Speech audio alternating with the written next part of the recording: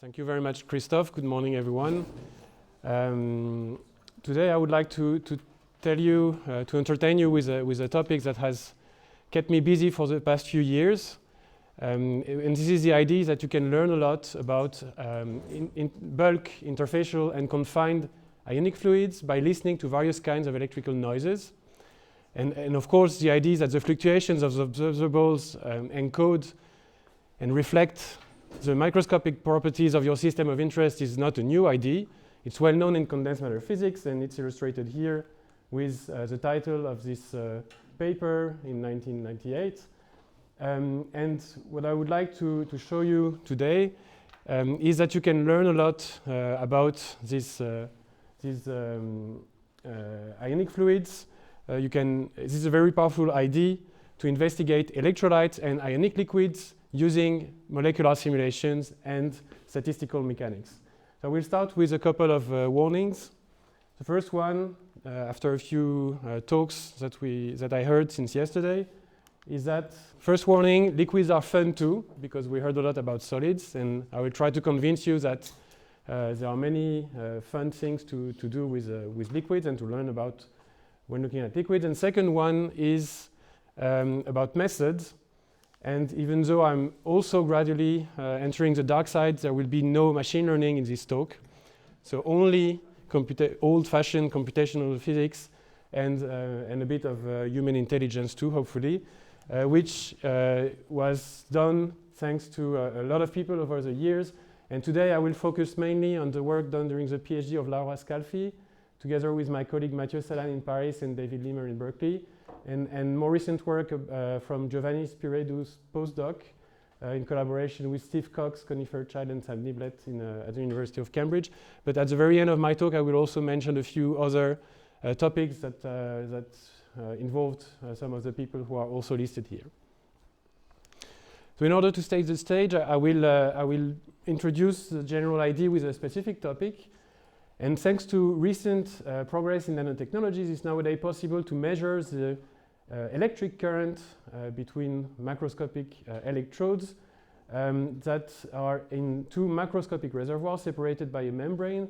And the current is due to the transport of ions through single nanopores or nanotubes.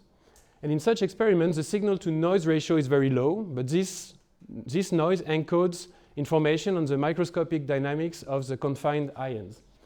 And the statistical properties of the noise are encoded in the spectral density of the current, which is the Fourier transform of the autocorrelation of the electric current, which fluctuates over time. So here are some experimental results for this spectral density of the current. And these results show that there is a generic 1/frequency behavior called pink noise at low frequency. And yet the amplitude of this noise depends on a large number of physicochemical factors. Yet, for example, if you use carbon or boron nitride nanotubes, you get different amplitudes, and this amplitude depends differently when you change, varies differently as a function of salt concentration or pH. And in other words, the ionic current fluctuations on scales as large as seconds depend on subtle details of the chemical nature of the wall. And this is a fascinating example where long-range many-body physics meets short-range chemistry. It also means that modeling is necessary to understand, for example, the transport of ions over a large scale, coupled with their absorption and desorption on very short length scale, in order to extract microscopic information from the measured fluctuations of the current. In addition to this electric current noise through nanotubes, I've identified 3 other experiments that are all related to different kinds of electrical noises in electrolytes. For example, in nano-scale electrochemistry, the fluctuations of the charge of the electrode arises both from the thermal noise due to the interfacial dynamics of the interfacial electrolytes, and from the shot noise due to discrete charge transfer events at the surface. And therefore, ions can be smelled contactless or tasted at the surface. NMR relaxometry sees individual ions through electromagnetic fields. And for quadrupolar nuclei, the dynamics of the relaxation of the magnetization is governed by the coupling of the nuclear quadrupole with electric field gradient.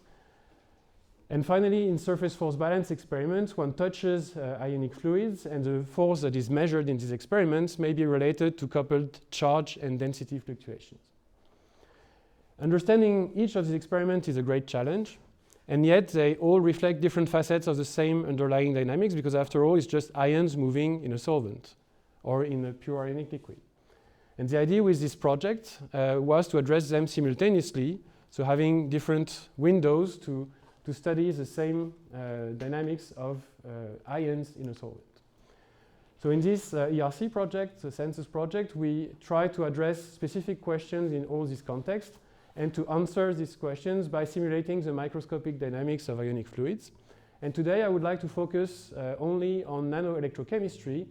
And the question I'm trying to address is what kind of information can we extract from the charge fluctuations of an electrode. So as you can guess, and you know already, nano-electrochemistry has to do with the interface between a solid and a liquid.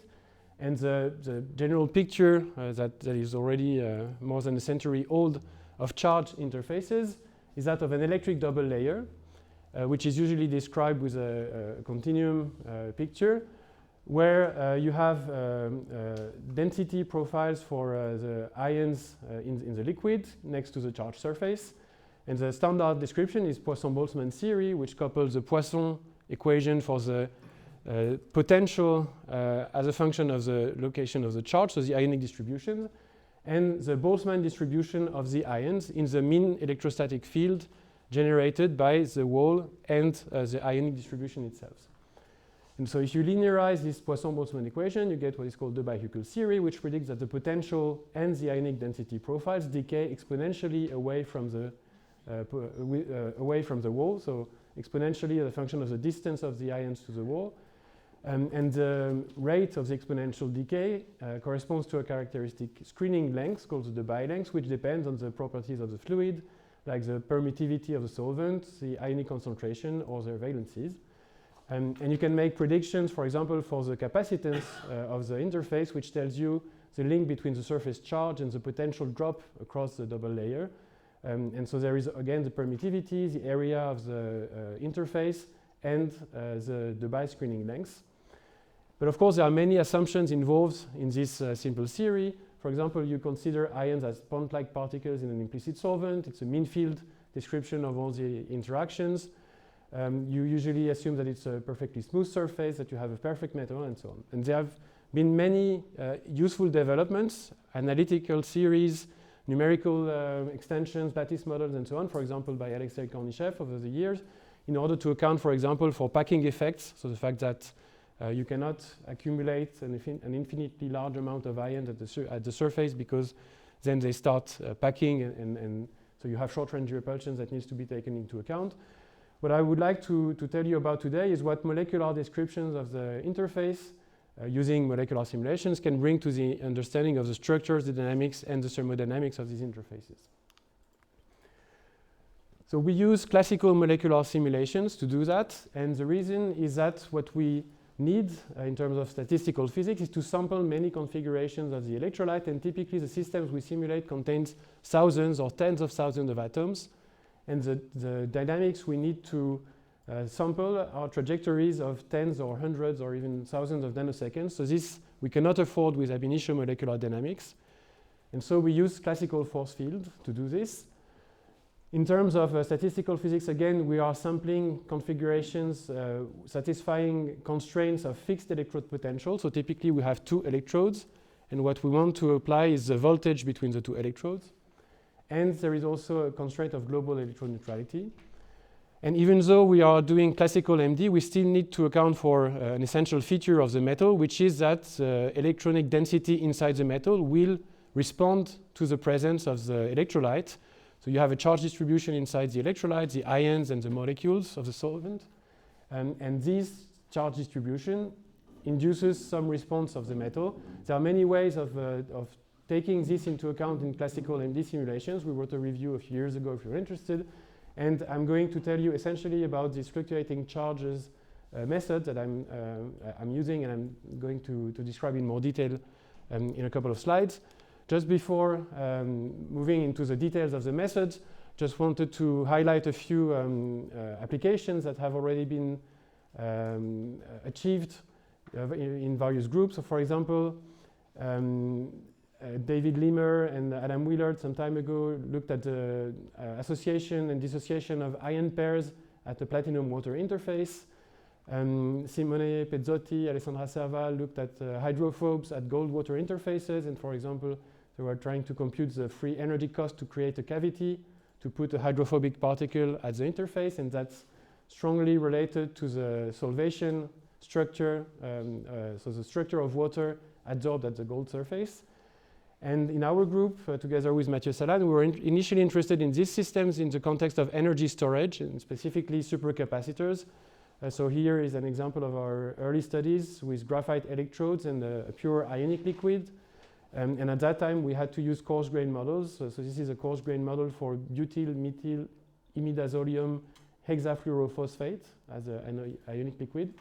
And nowadays, it's possible to do all-atom simulations of much more complex electrolytes. And this is an example of water in salt electrolyte with lithium TFSI as salt and water.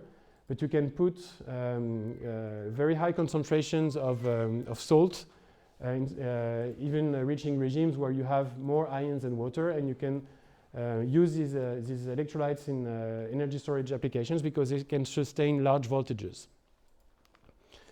One thing that I'm not going to discuss today, but is very important for application, is that electrodes are not always flat.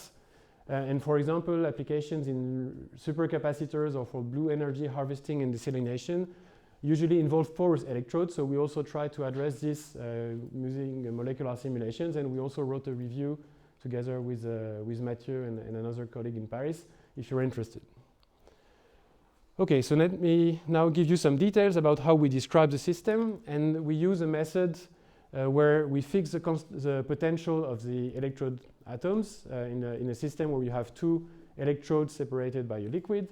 And the electrode charge distribution is expressed as a sum of Gaussians centered on the atom positions inside the electrode with a fixed Gaussian width.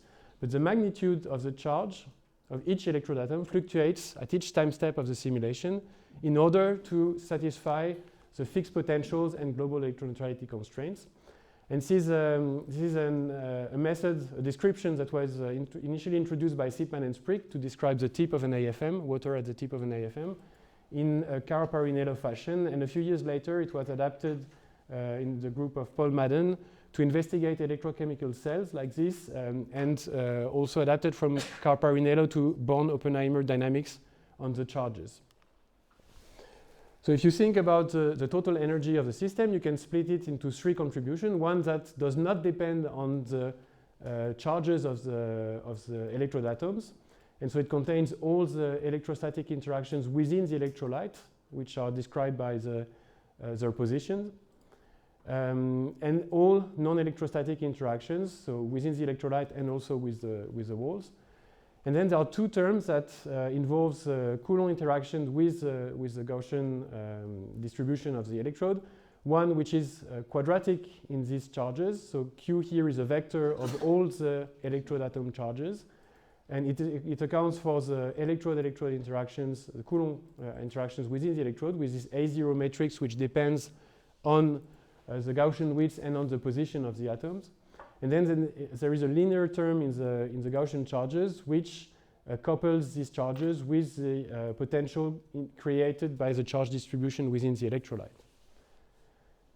So this is a quadratic function of the Gaussian charges. And now we can do a Born-Oppenheimer sampling of the charges. So for each electrolyte configuration characterized by the position of ions and solvent molecules, we find the set of charges that satisfy the potential constraint and the electroneutrality constraint. And you can actually write them explicitly, these charges, as a function of the atomic coordinates in the solvent, using this A0 matrix here. So you just have to take the inverse and then do some operations. The E vector here only contains ones.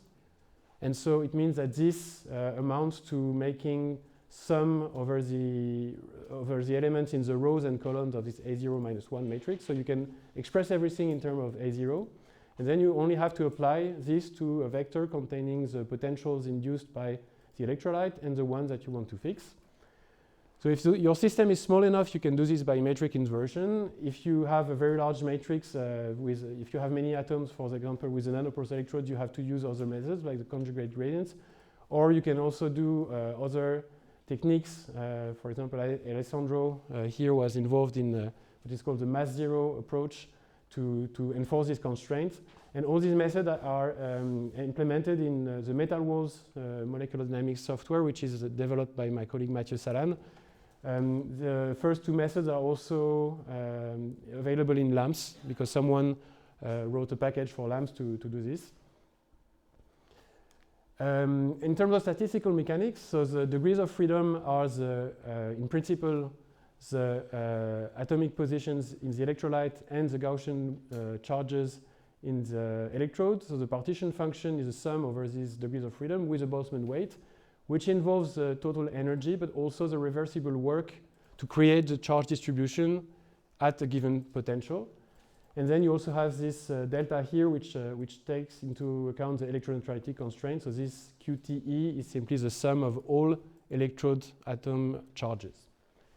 And using this partition function, you can derive a number of useful relations. For example, a fluctuation dissipation between that tells you the link between the capacitance. So the differential capacitance tells you the derivative of the average charge of the electrode as a function of with respect to the voltage. So the potential difference between the two electrodes. So the charge of the electrode is simply the sum of electrode atom charges in one of the electrodes. And in fact, this derivative, so this response function, is directly given by the variance of the equilibrium charge distribution. So if you look at the equilibrium fluctuations of the electrolyte, you will have a corresponding distribution of the total charge of the electrode. You take the variance of this distribution and divide by the thermal energy kBT. So beta is 1 over kBT as usual. And this tells you the response function, so how the charge would respond to a change in voltage. Now there are some subtleties related to Born-Oppenheimer sampling, and actually we missed some of these subtleties in our initial paper, but we corrected that a few years later. And in particular, some quantities such as the average charge of the electrode is exactly sampled with the Born-Oppenheimer sampling of the charges.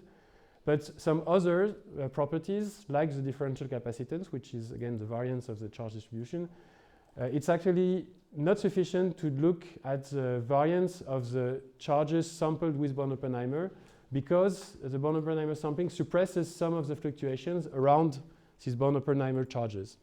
But we could show that the capacitance is actually the Born-Oppenheimer result plus a term that we can explicitly express as a function of the A matrix here, and it corresponds to the capacitance of the empty capacitor. So in the absence of electrolyte, you still have some capacitance, which is due to the thermal fluctuations of the charges.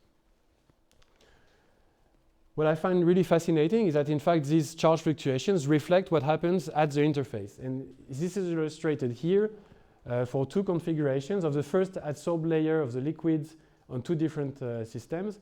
So here you have an organic liquid, so it is the same butylmethyl imidazolium hexafluorophosphate, but now in a coarse grained model of acetonitrile, the blue rods here, on graphite. And here you have a configuration of water, so the first adsorbed layer in the liquid, at the solid liquid interface, on top of platinum. And in both cases, you see that the charge induced inside the metal, which is color-coded here, reflects what is on top of the electrode atoms. So here, for example, for water, you see that if you have an OH bond pointing towards the surface, the H atom is closer to the surface and the local charge is slightly negative, whereas if you have water involved in the hydrogen bond network at the surface, they are sitting flat on the surface, and the local charge below these water molecules is slightly positive.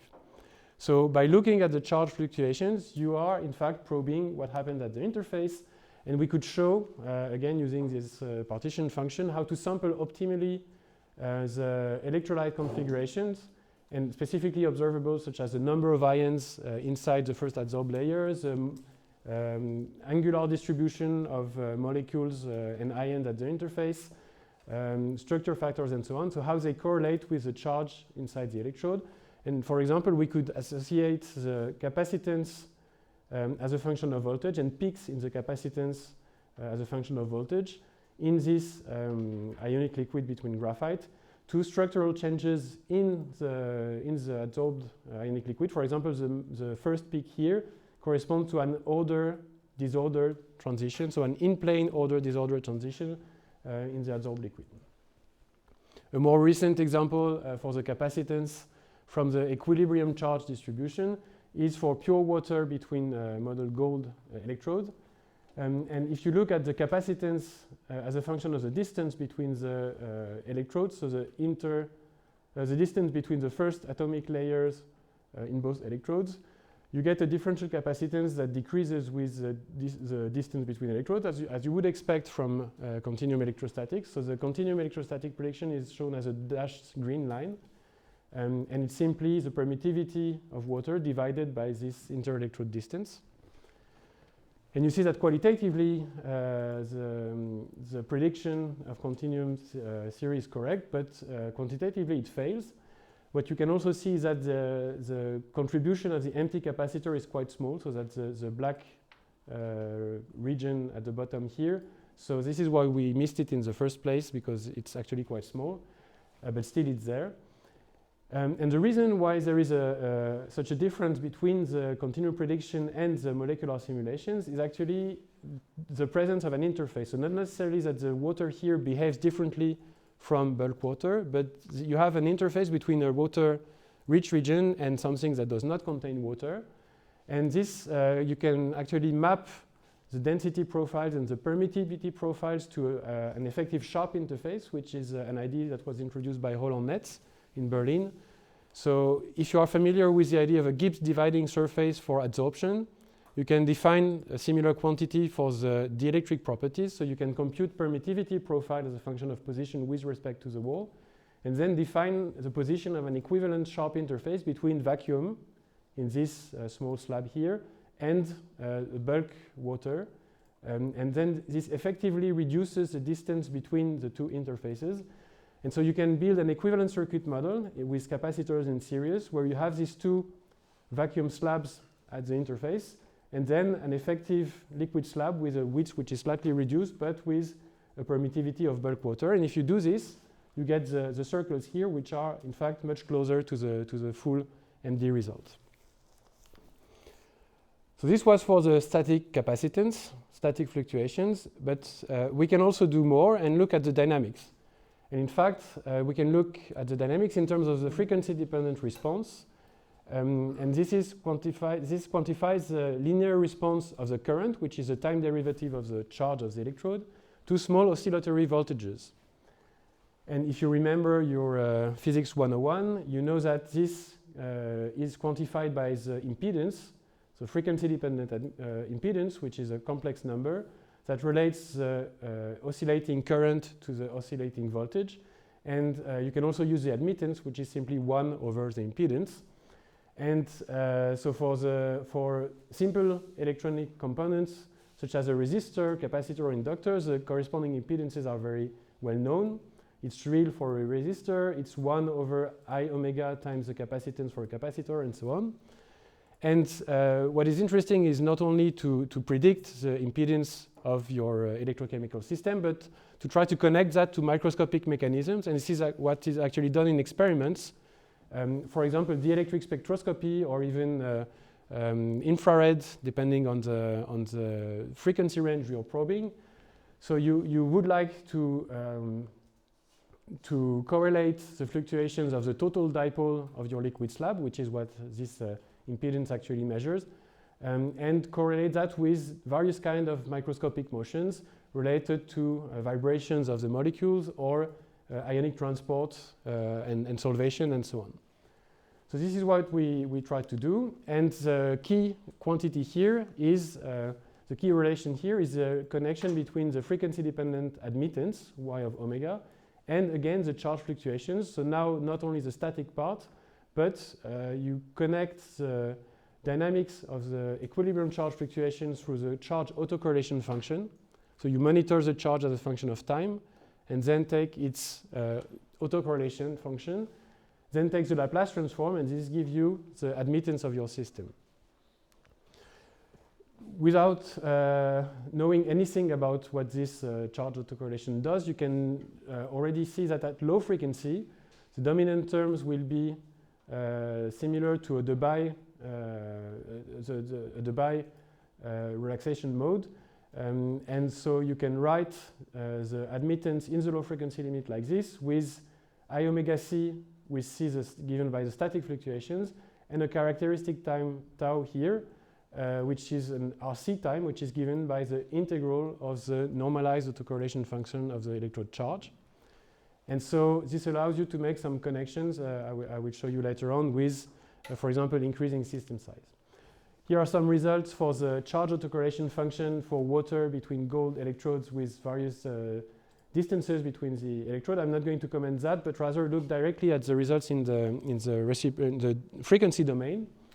For example, if you plot the norm of the admittance y of omega and rescale it by the expected geometric factor, so the area of the interface and the distance between the two effective interfaces, so that's the width of the liquid slab, you see that by rescaling like this, you collapse all the results on the master curve at high frequency. And this high frequency peak corresponds to water libration, which means the motion of water, so the hindered rotation of water, which is involved in the hydrogen bond networks, that's called libration. But at low frequency, you have a shoulder that is not collapsed on a single curve. But you can model this with a Debye mode and extrapolate the characteristic time as a function of the distance between electrodes using this RC model. With C modeled with capacitors in series. And so with this extrapolation, which is the blue line here, you can fit the time you expect at infinite separation between the electrodes. You find about 9 picoseconds, which is exactly the bulk Debye mode in bulk water. If you want, you can also plot the same results as electrochemists do. So this is the impedance in the complex plane, so imaginary part of the impedance as a function of real part parameterized by the frequency, and try to make connections with equivalent circuit models that electrochemists use to interpret their experiments. This is a very complex model when you try to reproduce every details of the complex impedance, but you can do much more, much simpler model. And this is what I will actually tell you in a more interesting system, which is not pure water, but electrolytes. And so in electrolytes, you not only have water, but you also have ions. And this changes quite a lot the dynamics in the system, and also, of course, the electrochemical response of the cell.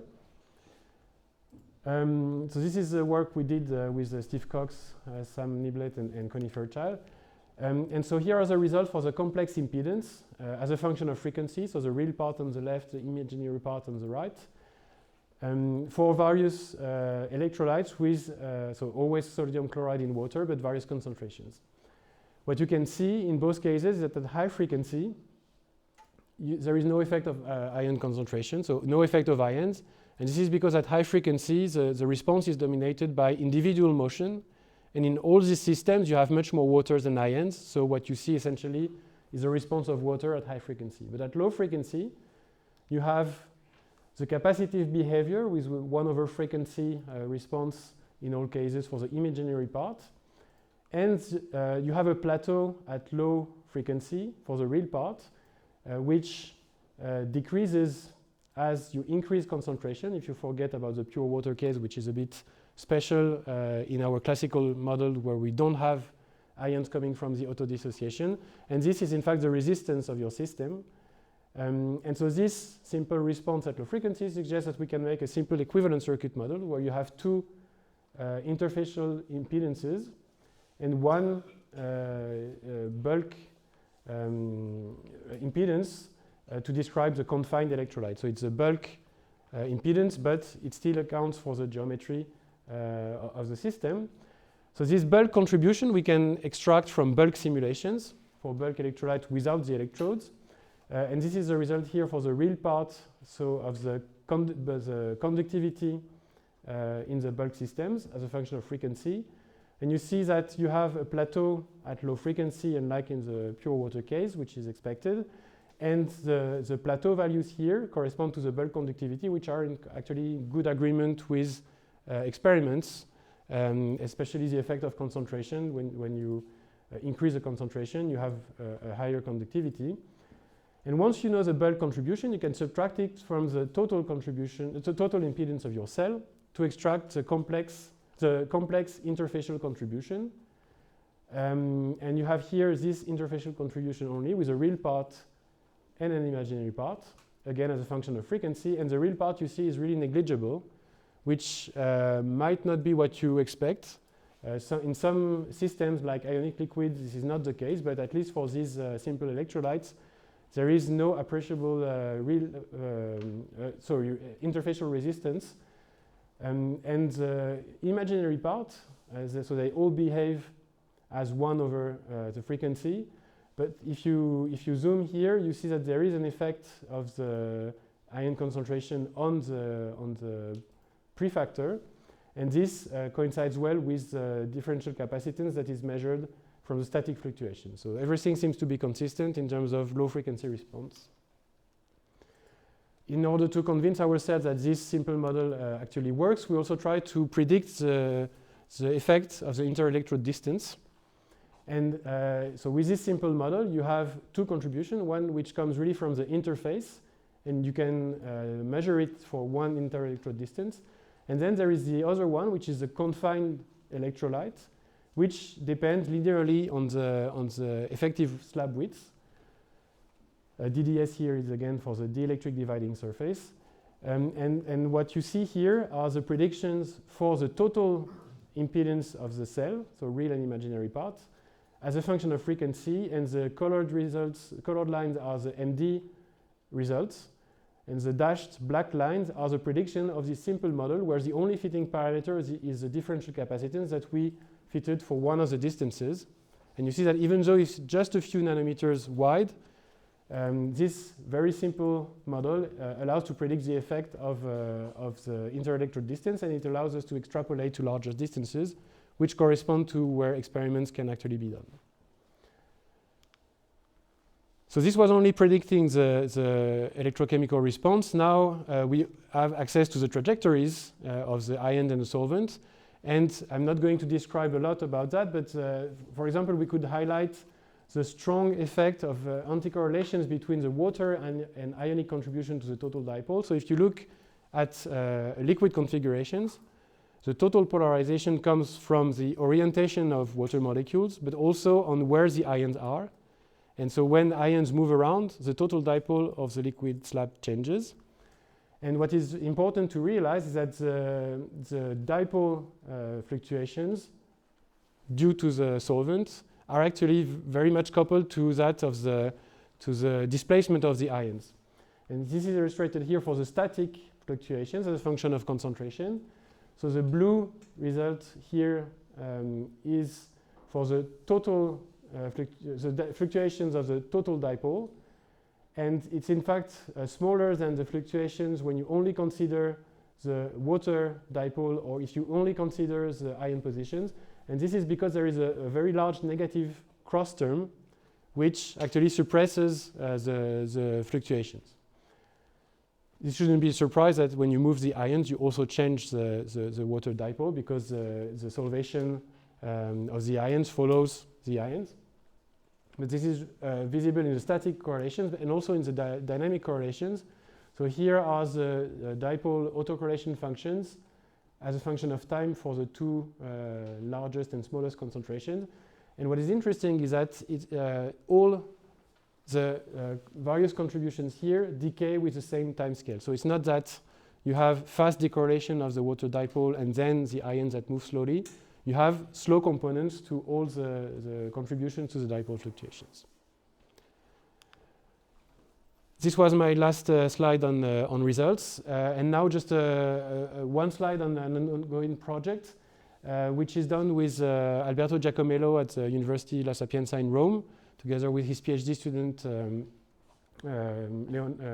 Lorenzo Ianetti.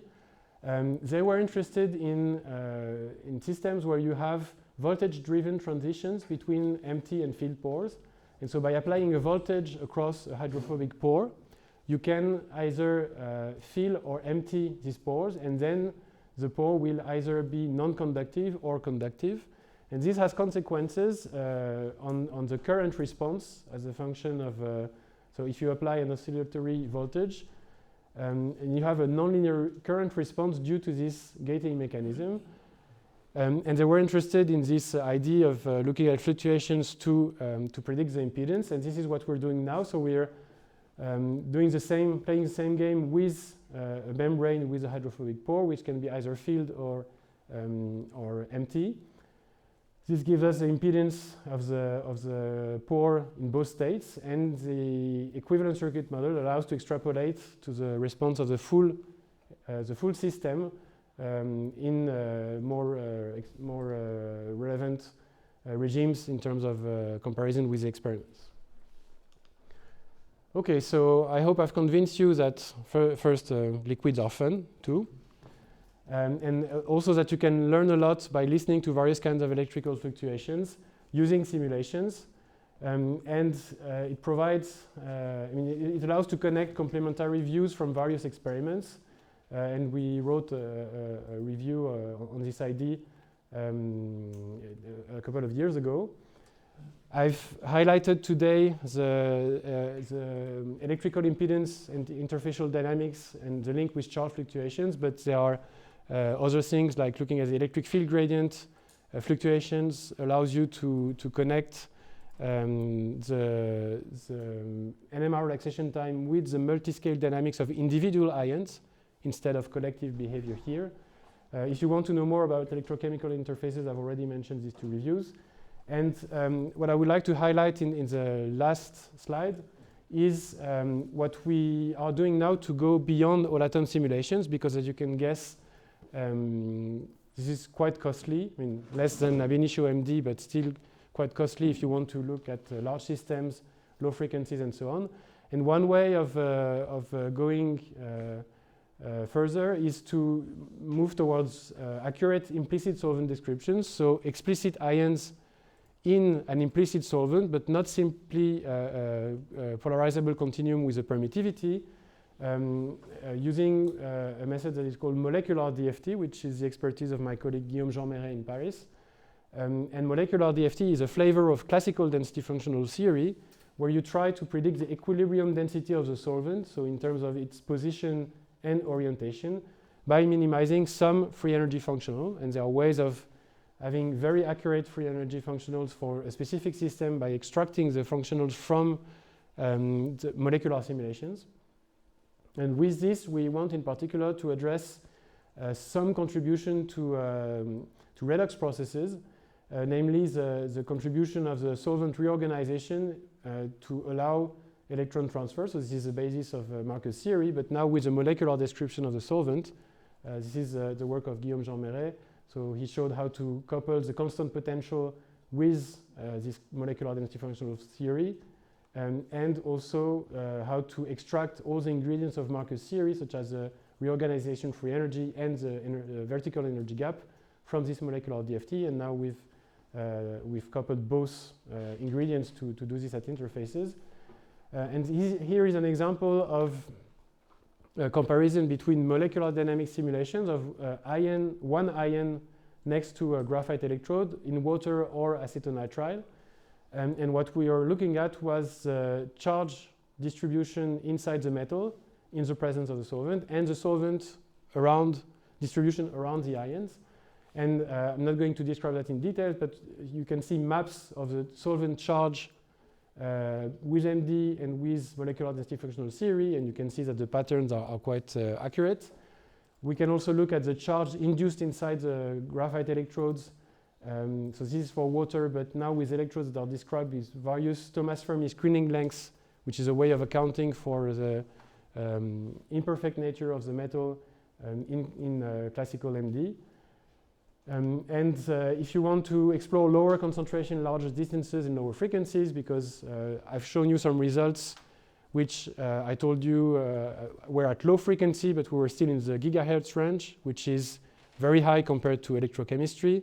And so to move towards lower frequencies, we need, again, a simpler description, either with only ions or ions in an explicit solvent polarization, including its dynamics, using stochastic density functional theory. So not the stochastic DFT for electrons, but stochastic density for the densities of ions and the solvent polarization. And we also want to move towards Brownian dynamics of explicit ions in an implicit solvent and between implicit Thomas Fermi electrodes using specific Green's functions that do not describe explicitly all the system except for the position of the ions. Okay, and that was my last slide. I would like to thank you for your attention. I'll be happy to take your questions.